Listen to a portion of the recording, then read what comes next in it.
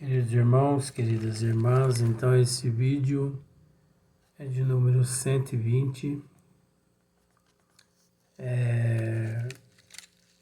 livro de Sueli Caldas Schubert, Obsessão, Desobsessão. Então, dando aqui sequência às consequências da obsessão. Então nós vamos gravar o que der hoje. E na verdade nós não vamos esmiuçar muito não. Apenas para retomar. Então, Sueli diz assim: quando ultrapassam o limite de simples influenciações, enraizando-se na mente da vítima, que passa a viver sob o domínio quase total do obsessor, as obsessões assumem caráter de subjugação ou possessão e ocasionam sérios danos ao organismo do obsidiado. Então, no vídeo anterior nós comentamos que o termo obsessão é possessão. Kardec retirou, esse termo ele retirou do Espiritismo, das obras básicas, porque esse termo possessão ele nos leva a acreditar que o espírito entra na pessoa e o espírito não entra na pessoa. O muito escraviza a pessoa através do pensamento. Nada além disso, podendo durar-se o tempo que for, mas com a regeneração, com a transformação de ambos, é óbvio que aqueles elos se desfazem. E também a possessão nos faz crer que Deus criou seres imperfeitos, que Deus criou seres maus, o que não é verdade. Porque o mal, ele é o amor que se deturpou. O mal é um transtorno da própria cabeça do ser humano devido ao orgulho, o egoísmo, a inveja, o ciúme, por aí em diante. Mas na Gênese, Kardec, ao mesmo tempo que ele retira das obras básicas esse termo possessão, ali na Gênese, principalmente na Gênese, ele comenta algo a respeito da possessão. De certa forma, nós respeitamos o que aqui Sueli, colocou, mas vamos dar sequência. Ou possessão e ocasionam sérios danos ao organismo do obsidiado.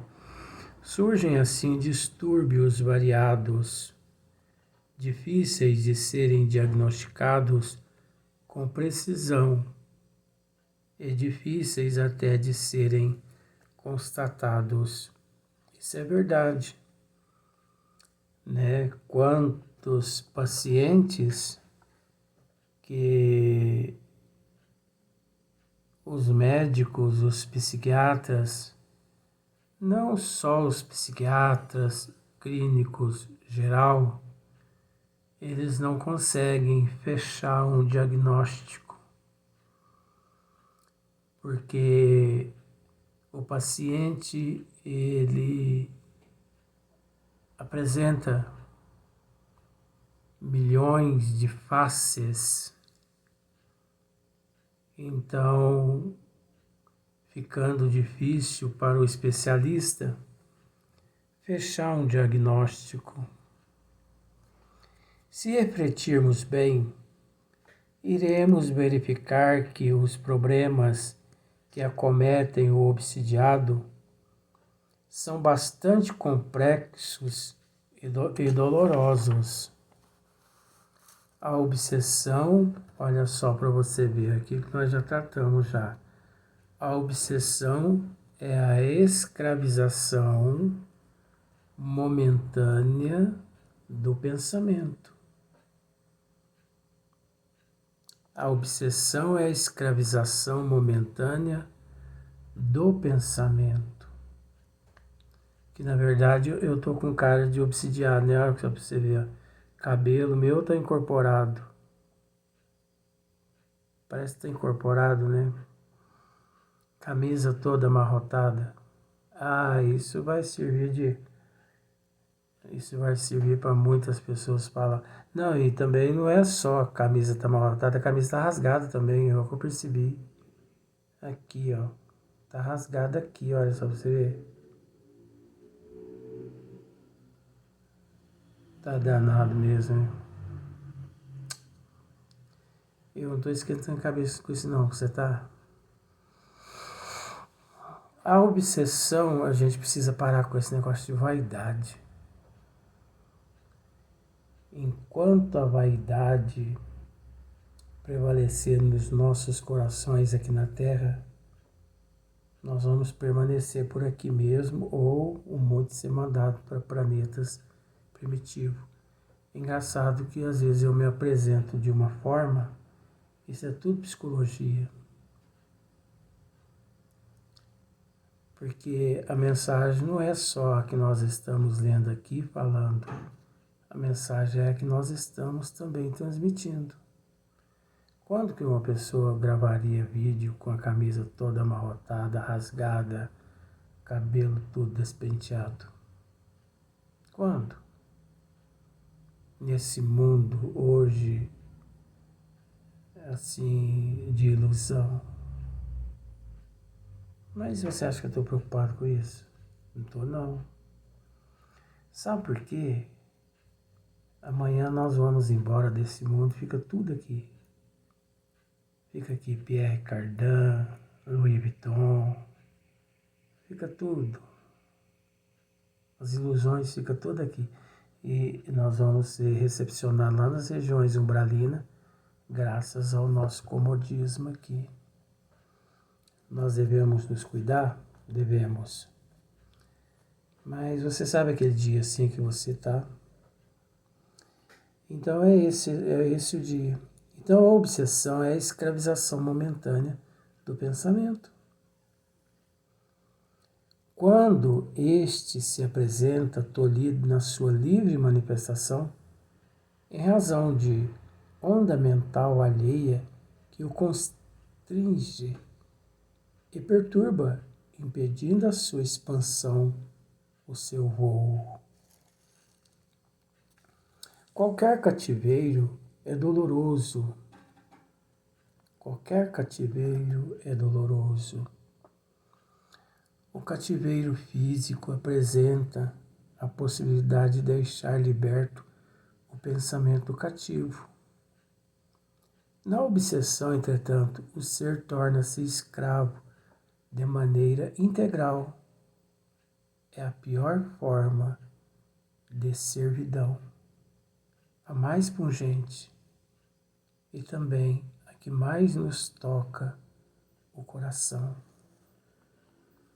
Quando uma criatura cai nas malhas do cativeiro físico, mantém livre o seu pensamento, que de muitas formas se expande em sonhos, fé e esperanças, tornando pelo menos suportável o cerceamento material.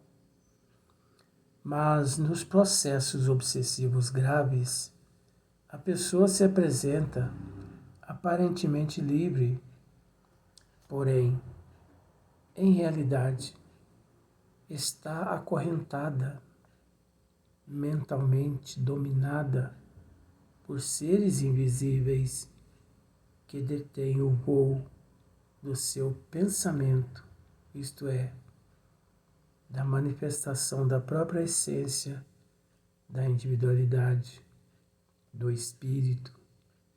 Esse confinamento, essa prisão, a mais triste, escura e solitária, é, pois, a mais cruel e a que mais faz sofrer. A que mais faz sofrer. Então, como eu disse no início, hoje nós não vamos esmiuçar muito não.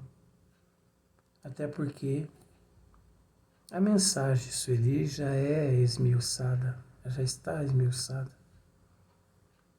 Mas é para poupar energias.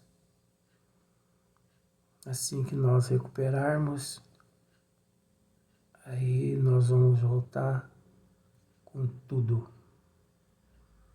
Assim espero, né? Soma-se à influência dos obsessores a sensação, a certeza do remorso do passado que se ergue como fantasma insepulto e que vem assombrar os dias presentes. Então, realmente, o obsidiado é prisioneiro em todos os sentidos, vencido ao peso de tormentos inenarráveis que ele mesmo engendrou e avança em sua espérrima caminhada, tentando evadir-se da miserável cela onde geme e chora. Onde geme e chora, né? Para o claro sol da liberdade. Então existe milhões de formas de obsessores. Existem aqueles obsessores que de fato nós os prejudicamos diretamente.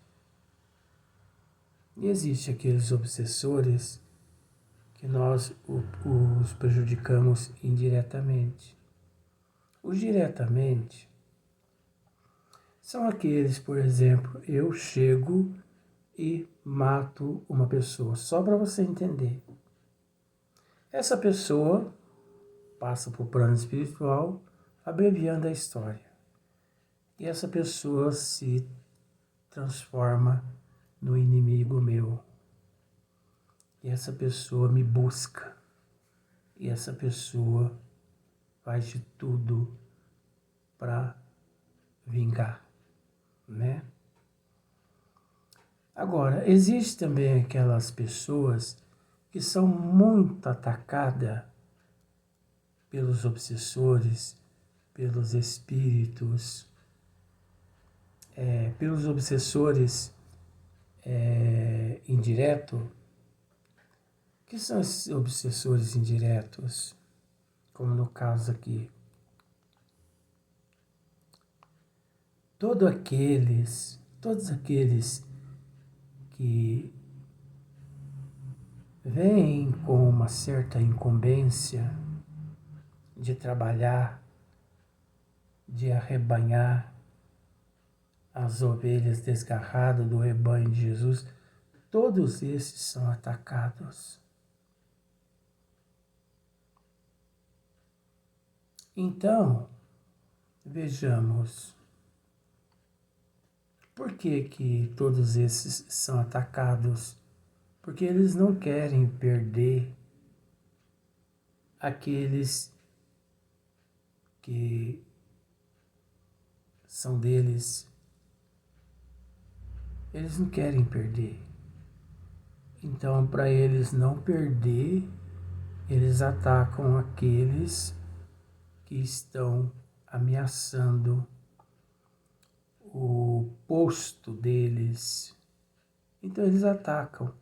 Então, esses são os obsessores indiretos. Eles atacam aqueles trabalhadores que se encontram na seara de nosso Senhor Jesus Cristo, tentando acordar um aqui, acordar outro ali. É preciso ter bastante resistência. É preciso ter bastante fé. É preciso buscar muito a Deus. Porque eles atacam com a mesma intensidade.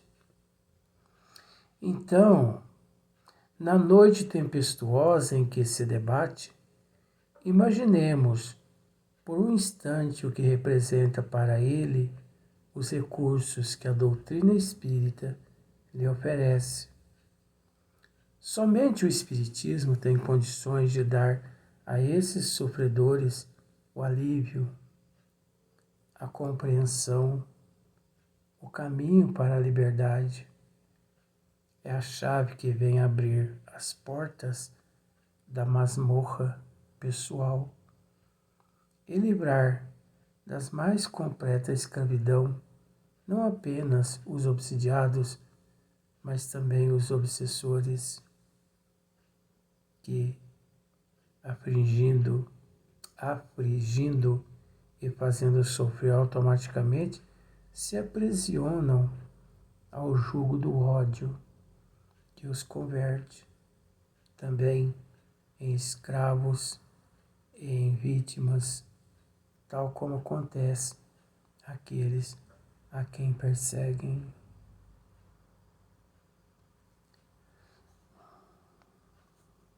É fácil? Não é fácil. Se vendo, aliás, em meio a todas essas tempestades, não é fácil. Mas ao mesmo tempo, compensa. Porque se de fato a pessoa prejudicou, se a pessoa deve, a pessoa está tendo a oportunidade de quitar aquela dívida, aquele débito. É igual quando você compra numa loja e fica lá 2, 3 prestações para trás. Então, enquanto você não quita aquelas prestações, o seu nome não é retirado lá do SPC, né? Assim que você quita, limpa teu nome na associação comercial. Da mesma forma, né? Agora, se você não deve nada a esses seres, e se você é atacado justamente porque você encontra-se responsável por uma causa, nós temos que agradecer a Deus porque é uma oportunidade que todos nós estamos tendo nessa existência de fazer alguma coisa em prol dos nossos irmãos como todos nós que nos encontramos em processo de evolução. É prazeroso. É doloroso? É. Sabe por que é doloroso? Porque é um sofrimento pessoal. São conflitos íntimos.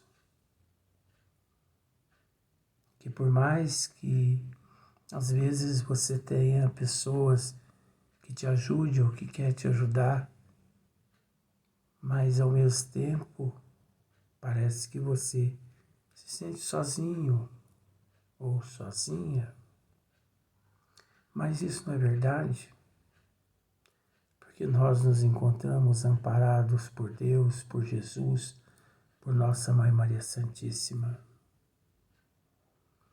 Nós nos encontramos amparados também pelos amigos, o que, de certa forma, tem que ser amigo de verdade, porque, caso contrário, muitos amigos se ofendem, se melindram, se afastam de você, se afastam daquela pessoa que encontra-se em meio àquele transtorno todo. Se afastam, é lógico, porque não é todo mundo que tem conhecimento de causa e também de efeito. Só que é preciso ter bastante força quando você se sente sozinho ou sozinha. É preciso buscar a Deus e a Jesus, porque só assim você sente que não está sozinho. Então, esse é o vídeo de hoje.